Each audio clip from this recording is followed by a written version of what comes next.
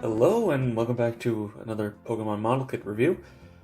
Today we're taking a look at the Eevee model kit. Don't expect too many more of these reviews, but I wanted to get Eevee because, well, it's Eevee.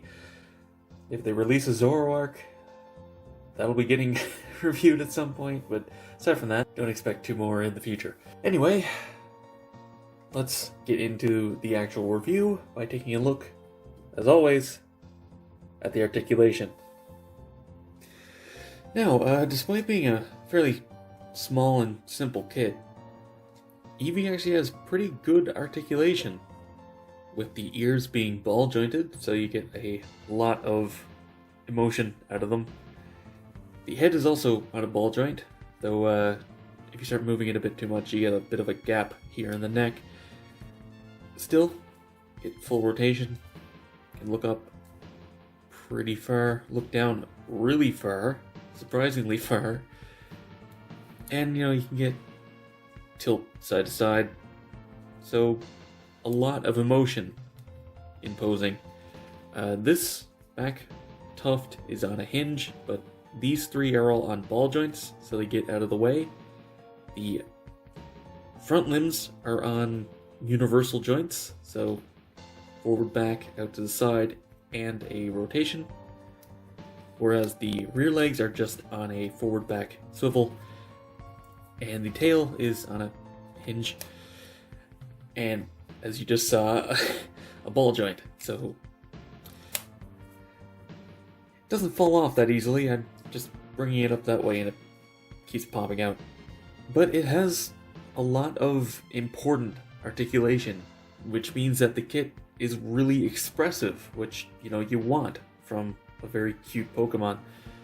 Also, one thing I do want to point out is that this is a fairly exposed joint in here, but it's completely covered by the neck tuft, which is a very good bit of engineering on their part. And one more thing is, if I can pop up the head, that the neck piece with the fur on it is actually just free floating, meaning that it doesn't actually get in the way of any of the articulation, which is nice. Now, moving on to the accessories, and let's start off with the stickers. Not actually that bad. You'll notice a couple of bigger ones, but that's for the ears. And it's very surprisingly easy to line these up really well. It's not actually that hard to put them on. You have the shine of the eyes over there. These actually really aren't that hard to put on, though you do have to keep in mind that they're a little bit oval shaped. They're not quite full circles because the eyes are on a bit of a slant. So you do have to line those up a little bit. Other than that, you get the pads on the feet, which are also very easy to put on. And the final one is for the other accessory, an alternate face, which is the actual tongue in the mouth. The other piece is red plastic. And yeah, you do actually get two different face options.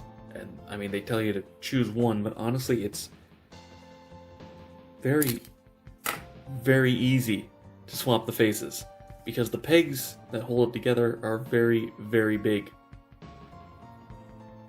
And it's really, really simple to just swap on a new one. The only thing that isn't color corrected, and honestly it's such a minor detail, the eyebrows, or ridges I guess, on the two faces need to be panel lined. But honestly, I just did that with Gundam marker and it looks fine. You could do it with a pen and it would probably be alright. And now on to a quick size comparison, and you can see that while not massive, you'd get enough plastic to justify the price.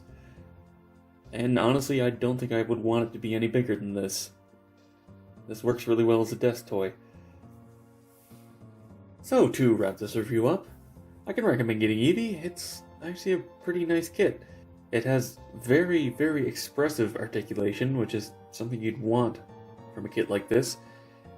And it's not that expensive.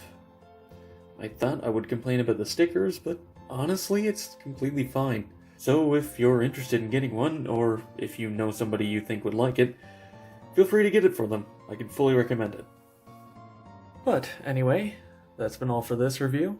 Thank you very much for watching. Be sure to let me know what you think down in the comments below. If you enjoyed the video, be sure to give it a thumbs up. It helps a lot. Subscribe for future reviews and watch my backlog. Go follow me on Twitter for updates, and consider supporting me on Patreon so I can keep bringing you reviews, just like this one. And as always, until next time, happy building.